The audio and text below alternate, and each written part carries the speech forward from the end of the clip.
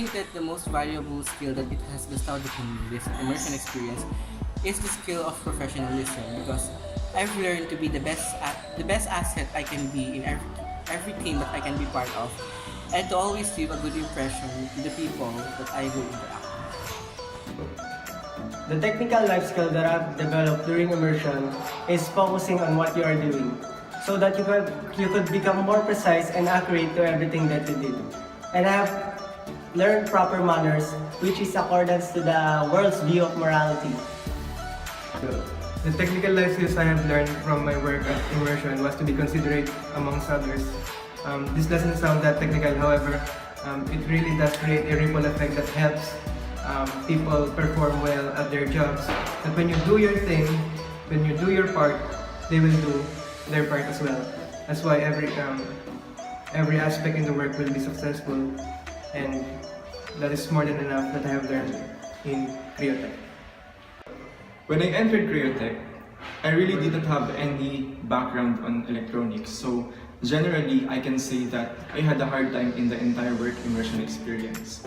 However, the latter part of the lecture sessions enabled me to at least understand the basics of electronics, such as the parts and the functions of basic electronic components. Moreover, during the production part, I developed the dexterity in dealing with electronic components, which was a critical part in producing an iSense.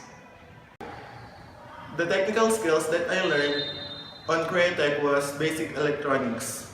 I learned a lot through experience on how to communicate and interact with people, practicing in knowing how to handle and tackle different problems, issues, and strategies. And as a team leader, my words and actions are important.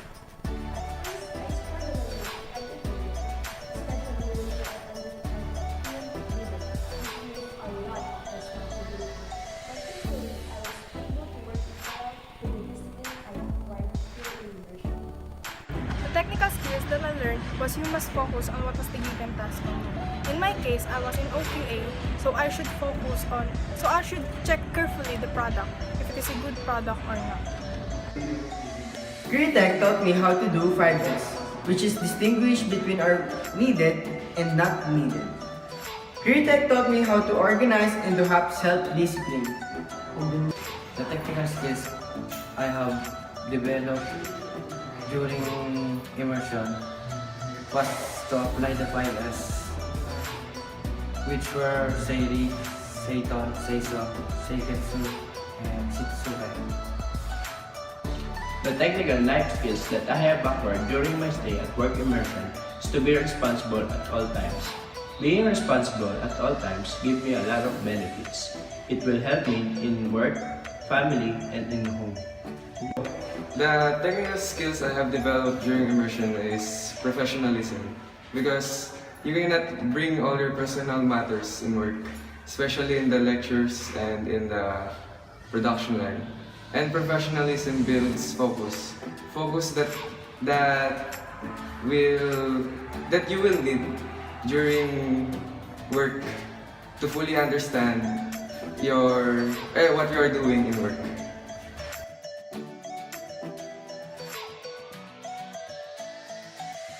I think that the most valuable quality that it has bestowed upon me is that I've learned to be professional in case of the immersion. The discipline that I have acquired during immersion must be punctual at all times. Waking up at 4 a.m. is not easy, but this will help you to be on time at job, and this will help you to be more efficient in doing your products and doing the job assigned to you. CREOTEC adheres so much to the work principles of the Japanese people. This was imparted to the trainees, including me. One of the principles that I have learned is the do it now principle, which is the exact opposite of the mañana habit of the Filipino people. And also, this principle taught me to value time, especially in work. As the saying goes, every second counts. The discipline I have acquired during work immersion is patience. As a part of the rework station, we are responsible for finding the problem in our product, which is the essence, and we cannot easily find the problem. You should follow the work instruction in your station in order to have less mistake in reworking the product. The discipline that I acquired during immersion is having integrity to where you are assigned to. You need to have integrity that you really did your work surely and properly, because your co-workers will suffer from the consequences that you did.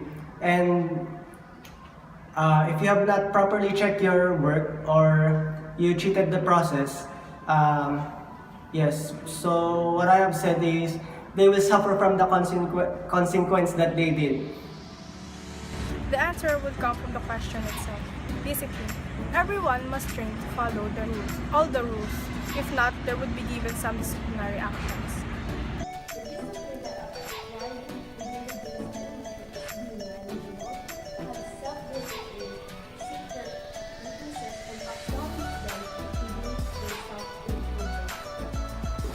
The discipline that I acquired was I'm CREOTEC was doing the 5S. Seirin, Seiton, Seiso, Seiketsu, and Shitsuke. The discipline that I have acquired during my stay at work immersion is to be polite, to be silent, and to follow the rules. When I was not in CREOTEC, I always disobeyed these things. But when I came inside of it, I learned how to do it and always think of it at all times. CREOTEC taught me how to improve my technical life skills. They taught me how to soldering, how to fastening, and to work as one. The discipline that I have acquired during the immersion that helped me understand work is to wake up early and quickly up in the morning.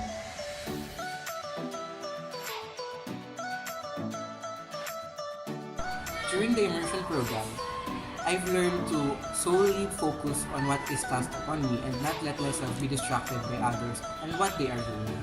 And I've also learned to consult upon my superiors what I should do and not act solely upon my judgment. And I also learned the value of teamwork, and in the case of the immersion, teamwork to meet the quota assigned to you by the supervisor to produce what is needed to be produced within that day.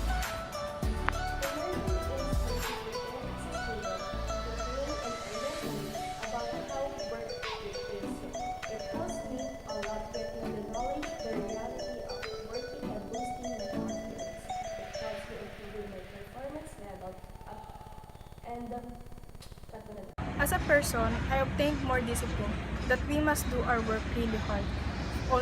Focus only on what they should do to make a good quality product and last professionalism. Walang personalan, trabaho lang. The immersion experience in CREOTEC helped me as a person because it helped me to communicate and help out my coworkers in the field of work.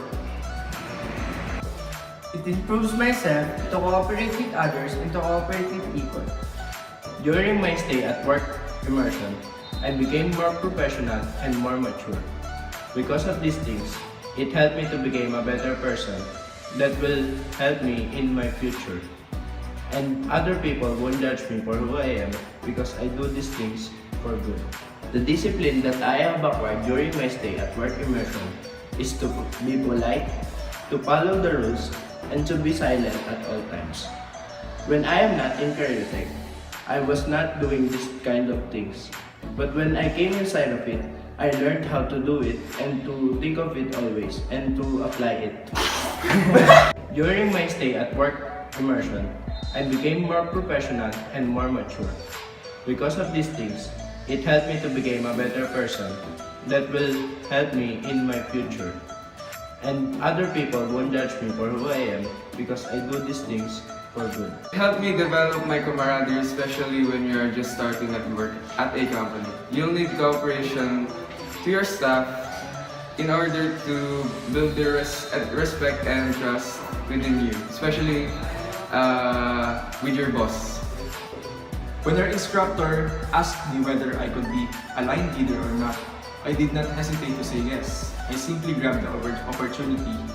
This experience has taught me to understand the importance of communication with my peers enable for us to produce an efficient yet harmonious carrying out of tasks in the workplace.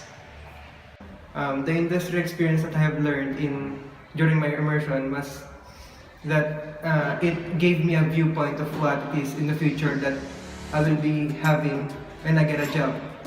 And for me, that is helpful, that it prepares me to what really matters in the future.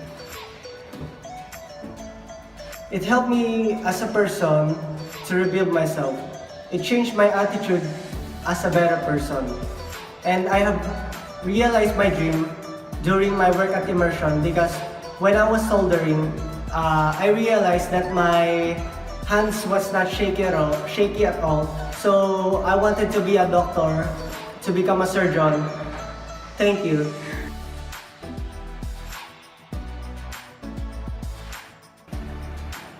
Nung nag-work immersion po si Kuya, naging mas responsable na po siya.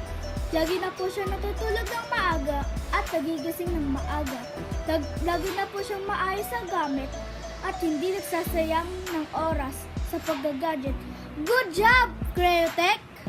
Pagbabago naman akong napansin, hindi katulad dati kung hindi ko utusan, hindi magkukusa. Ngayon parang napansin ko tuwing uuwi ako kasi lahat kami pumapasok. Pag uuwi ako, yung mga gagawin ko dapat, hindi ko na ginagawa kasi lagi niya sinasabing, mami ako na lang. So nung mga pangatlong araw na gano'n, nagkataka ako. Sabi ko, bakit kaya? Sabi ko, anong meron? Bakit laging ikaw? Sabi niya, mami, kailangan kasi. Sabi ko, ay, maigi pala, laging may kailangan para lagi kang may kusa. Sana laging ganyan, forever na sana yan. Po ni tulong ng CREOTEC sa akin na una-una siya po ay responsable, siya po ay municipal, kailangan po ay siya ng maaga para lang makapasok. Mas lalo po siyang naging mature sa pag-iisip at nahihanda talaga siya para sa paligid. Salamat po. She's already an organized person, but when she started her immersion program, she became more organized and having knowledge on the 5S, and she became more realistic.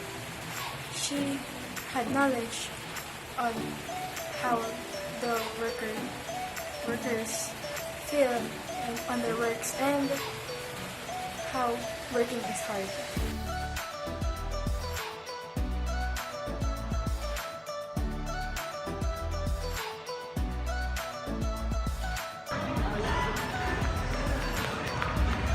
Iya, dali gini.